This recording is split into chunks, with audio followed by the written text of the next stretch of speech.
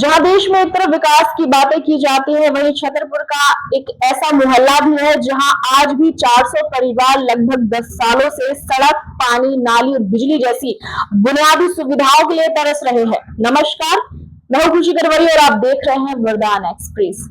आज जब smart city की बात की जाती है, डिजिटल इंडिया की बात की जाती है, ऐसे मध्य प्रदेश के छतरपुर शहर की एक ऐसी कॉलोनी भी है जहां पर 400 परिवार आज भी बुनियादी सुविधाओं के लिए तरस रहे हैं। ना अच्छी सड़कें हैं, ना नाली की सुविधा है, ना पानी भी ठीक से आता है। इसी के साथ साथ बिजली के लिए भी 1 किलोमीटर दूर जाकर तार खींच कर लाने के लिए वहां के लोग मजबूर हैं।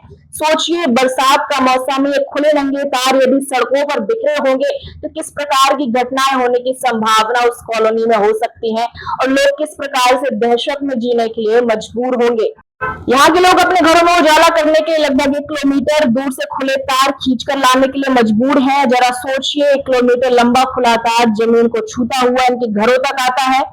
मानसून आने वाला, ऐसे में खुले नीचे लटके तार सीधे सीधे मौत को दावत दे रहे हैं। स्थानीय लोगों ने कहा भी है कि कई बार यहाँ बड़े हादसे हो चुके हैं, लोग करंट की चपेट में भी आ चुके हैं, लेकिन बिजली विभाग गहरी नींद में सोया हुआ है। क्या विभाग को किसी बड़े और जानलेवा हादसे का इंतजार है? बात सिर्फ बिजली की नहीं है, नगर पालिका छतरपुर के दावों की पोल भी इस कॉलोनी में आकर पूरी तरीके से खुल जाती है। देश में प्रधानमंत्री की महत्वाकांक्षा योजना हर घर जल के तहत इस कोने में पानी पहुंचने का दावा करना चाहिए था, लेकिन इस कॉलोनी के लोगों को आज तक इस योजना का भी लाभ नहीं मिला। कॉलोनी में ना तो पक्की सड़कें हैं, ना गंदे पानी की निकासी के लिए नालियां। जब भी बारिश होती है तो पूरी कॉलोनी एक टापू में तब्दील हो जाती है, घुटनों तक पानी भर जाता है, बीमारियां फैलने का खतरा मंडराने लगता है। सर यही लाइट की समस्या है सर, 4-5 साल से रह रहे हैं, ना कोई लाता खम्बे है नहीं है, कुछ नहीं है, ना डीपी है। 1.5-2 किलोमीटर चलाते हैं, वो क्या बुंदेला चौराहा से लाते हैं खींच की लाइट। स्वयं की केबल लगी है, आप ऊपर भी देख सकते हो। मतलब नीचे डली रहती, क्या क्या है? पानी में डली है, कहीं कटे है, कहीं कुछ है। 10-10, 15-15 हजार की केबल लगा रखी है प्राइवेट सभी लोगों ने। ऐसी भीषण गर्मी में क्या समस्याएं हैं? सर यही है, जैसे आंधी पानी जाती है तो 2-2, 3-3 लाइट नहीं रहती है, बच्चे परेशान रहते हैं। क्या करें, विधायक जी की भी पास गए थे कई बार और बिजली ऑफिस भी गए हैं, लेकिन कोई नहीं सुनता। हाँ बोल देते हैं, बस काम हो गया। बुंदेला चौराहे से लाइट लाने पड़ते, बहुत तकलीफ होती। 3-4 दिन लाइट भी नहीं आती, बच्चा परेशान होता। क्या क्या समस्याएं जाती हैं बच्चों को लेकर के? गर्मी में भी रहते हैं और अंधेरे में भी रहते हैं, बच्चे पढ़ते भी हैं। लगभग कितने दूर से लाइट लाती है? बुंदेला चौराहा से कितनी दूरी है? आधा किलोमीटर?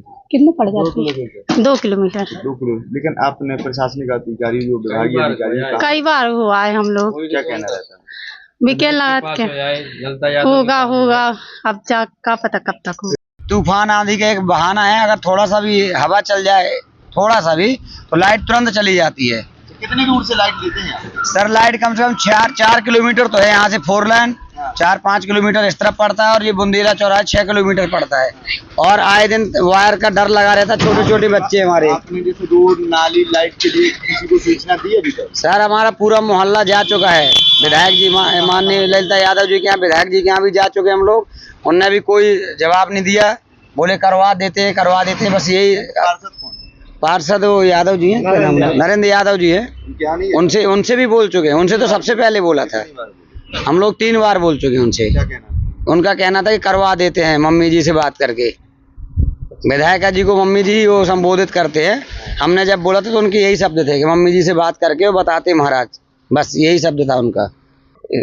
इस प्रकार की समस्या है कि डीपी ना होने के कारण लोग 1-1.5 किलोमीटर दूर से लाइट ले आ रहे, तो वोल्टेज बहुत कम आ रहा, और गर्मियों में और बारिश में बहुत दिक्कत जाती, वोल्टेज नहीं आता, 2-2 दिन लाइट नहीं आती। क्लास 10th थी पिछले साल, तो पढ़ाई में दिक्कत जा रही थी और टॉर्च जलाकर स्टडी कर रहे थे, और लाइट आ जाए, डीपी भी नहीं है यहाँ पर। पैसा गरीब आदमी रहते हैं, वो तो कहाँ से 1.5 किलोमीटर का सफर तय करके डोरी लाएंगे। 20-30 हजार का खर्चा आता है उसमें। अच्छा, आप लोगों ने बिजली विभाग से शिकायत? मुख्य समस्या हमारे यहाँ की ये है कि पहली बात तो यहाँ पे लाइट की व्यवस्था नहीं है। आप देख सकते हैं कि यहाँ पे बिजली के हजारों तार डले हुए हैं, आते रोज करंट आता है, खम्भे में बारिश हो जाती है तो करंट आता है। दीवार के सामने स्कूल है, स्कूल के बच्चे आते हैं, यहाँ पे स्पीड ब्रेकर बनाए जाते हैं रोड पे, यहाँ आते रोज एक्सीडेंट होते हैं। और मेन समस्या ये है कि बरसात में इतना गंदा रास्ता हो जाता है कि रास्ता मतलब निकलने में लोगों को दिक्कत पड़ती है। शिकायत करने के बावजूद कलेक्ट्रेट में आवेदन लगा भी चुके हैं, जन सुनवाई में आवेदन दे चुके हैं, नगर पालिका में आवेदन दे चुके हैं, ललिता यादव जी के यहाँ पे भी हुआ है, हर जगह हुआ है, लेकिन उन्होंने आश्वासन दिया है कि आप काम करवाते हैं। बिजली विभाग वाले साल से ये समस्या बनी? समस्या हम लोगों को करीबन 4 साल से समस्या है। कितने परिवार रहते हैं यहाँ कम से कम 200 परिवार रहते हैं। नल जल योजना का लाभ? नल जल योजना डाल दी गई है, लेकिन कनेक्शन नहीं कराए गए हैं। केवल पानी नहीं आ रहा है? पानी नहीं आ रहा है, खाली योजना है, मतलब पाइपलाइन डाल दी गई है, लेकिन कोई यहाँ पे नल फिटिंग के लिए ना कोई आया है, ना कोई कनेक्शन किया है, ना कुछ किया है। सबसे बिल लग रहा है, बिजली विभाग आ रहा है, नगर पालिका टैक्स ले रही है, ना कचरा घर की गाड़ी आ रही है, ना कुछ हो रहा है। आप देख सकते हैं कितनी गंदगी डली हुई है पूरे मोहल्ले में। आप देखेंगे जगह जगह गंदगी है, आवर जावर जानवर मर जाते हैं, कुछ भी हो जाता है, कोई उठाने वाला नहीं है। आते भी हैं तो पैसे मांगते हैं, कमीशन मांगते हैं। और कोई सीएम हेल्पलाइन पर भी शिकायत की जाती है तो मतलब उस शिकायत का कोई भी निवारण नहीं होता है। ऐसा नहीं है कि इन 400 परिवारों ने अपनी आवाज नहीं उठाई है, समय समय पर आवेदन दिए गए, लेकिन अंत में उनके हाथ क्या लगा? झूठे आश्वासन। इन सभी परिवारों का कहना है कि समय रहते भी प्रशासन ने कोई कार्यवाही नहीं की और उनको उनकी बुनियादी सुविधाएं मुहैया नहीं कराई, तो आने वाले समय में उनका यह आंदोलन उग्र रूप भी ले सकता है। खैर, आपका इस पूरे मामले पर क्या कहना है, हमें कमेंट में जरूर बताएं। नमस्कार।